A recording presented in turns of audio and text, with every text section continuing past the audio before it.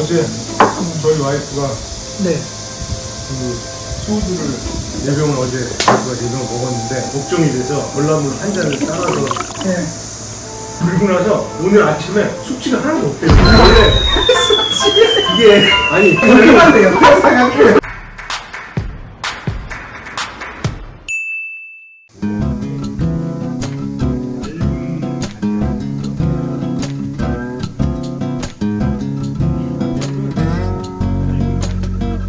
나무마켓.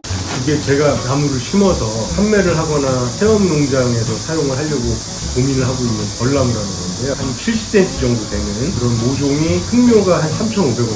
3,500원. 흑묘 3,500원짜리를 10개를 사면 3년 정도 후부터 키가 한 2m에서 2m 50cm 정도 크거든요. 그러면 그 나무를 나무 자체로 판매를 한다라고 했을 때 보통 3만원에서 35,000원 정도 받을 수 있는 거죠. 근데 벌나무가 원래 산속에서만 자생을 하던 나무라 구하기가 쉽지 않고 키워서 판매하시려는 분들이 아직까지는 거의 미미하신데 벌나무에 대한 수요가 또 굉장히 무궁무진한 걸로 알고 있어요. 벌나무의 특징이 관리가 거의 필요 없고 이료를 줄 필요도 없고 벌나무가 크게 봤을 때 조경수로 나가는 경우가 10% 정도가 있고 벌나무의 90%는 약재로 활용이 됩니다.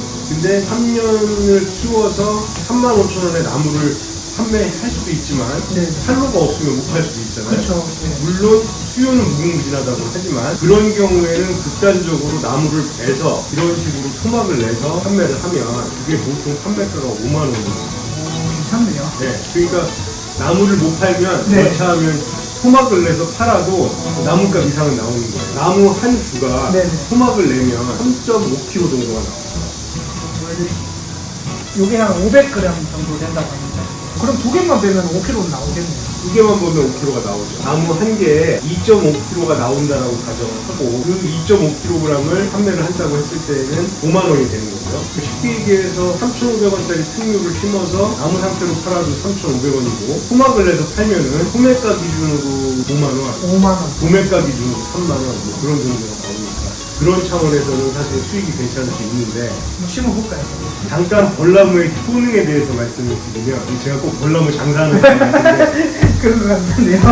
벌나무의 효능이 첫 번째가 간 기능 개선에 굉장히 탁월해요. 꽃게나무보다 한 10배 정도 간을 보호하는 효능이 큰 제품이고 이건 식약청에서도 다 등록이 돼서 그런 것들이 공식적으로 입증이 되고 두 번째 효능이 성혈작용, 청열 자세. 피를 맑게 하는 작용. 피를 맑게 함으로 인해서 고칠 수 있는 질병은 고혈압, 고지혈증, 당뇨병 거기에 굉장히 특화된 식물이고 세 번째로는 면역력 증가 굉장히 탁월합니다. 너무 좋은데요?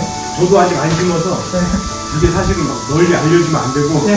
제가 먼저 심어놓은 다음에 이게 예. 알려져야 되는데 예. 그래서 아. 저는 이 벌나무를 심는 걸 지금 고려 중입니다. 그리고 저는 이 벌나무를 지금 일주일째 지금 먹고 있는데 아니 체감적으로 느껴져요. 진짜요? 아 정말 이게 무슨 뭐 장사하시는 거 아니죠? 바로 효과가 나타나요. 그 피로감이 없어지고 네. 눈이 굉장히 맑아지는 느낌이 들고 이거를 먹으려면 어떻게 해야 됩니까? 벌나무를 끓이실 때는 물 2리터에다가 벌나무를 한 주먹 한 주. 한 주먹이면은 이게 종이컵 1개 정도 된다고 되거든요. 예. 숫자로 따지면은 한 7조각 정도. 예. 벌나무가 이렇게 두꺼운 게 있고 중간 두께가 있고 이렇게 얇은 가지가 있거든요. 약효는 이 얇은 가지에서가 가장 많거든요. 벌나무에 대해서 잘 아시는 분은 이걸 농장에 가서 얇은 가지만 주셔요 해가지고 사가시는 분들이 벌나무에 대해서 그걸 좀 아시는 분들. 아시는 분들. 어쨌든 이거를 40분 정도 끓이는데 처음 팔팔 끓일 때까지는 한 10분 정도 걸리니까 네. 그때까지 센 불로 끓이고 물이 끓기 시작하면 그 다음부터는 성격이 급하시다 그 상태로 그냥 한 20분 더 끓이시고 그냥 드시면 되고 조금 시간적 여유가 있으시다 그러면 약불로 바꿔서 그 상태에서 1시간 정도 더 끓이고 이렇게 해서 드시면 되는 거고 처음 끓이고 재탕 세 번째까지 우려도 크게 농도가 흐려지지 않더라고요. 간단하네요. 생각보다 간단해요. 먹어봐야 되겠네. 아예 지금 드셔보시죠.